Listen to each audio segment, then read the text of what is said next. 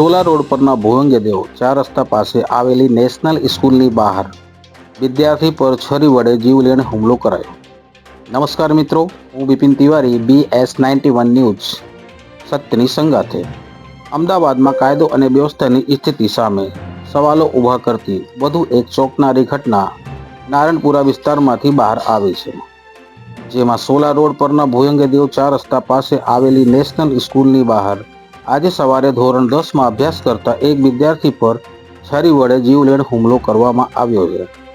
આ હુમલા પાછળ 4 મહિના પહેલાની જૂની અદાવત હોવાનું સામે આવ્યું છે, જેમાં શાળામાં જ ભણતા 2 વિદ્યાર્થીઓ વચ્ચે અગાઉ કોઈ બાબતે ઝઘડો થયો હોવાથી આજે સવારે જ્યારે વિદ્યાર્થી શાળાએ પહોંચ્યો ત્યારે હુમલાખોર વિદ્યાર્થીએ અન્ય સાથીદારો સાથે મળીને તેના પર હુમલો કર્યો હતો, જેમાં સામાન્ય બોલાચાલી બાદ ઉશ્કેરાયેલા હુમલાખોરે છરી કાઢી વિદ્યાર્થી પર છરીના ઘા ઝીકી દીધા।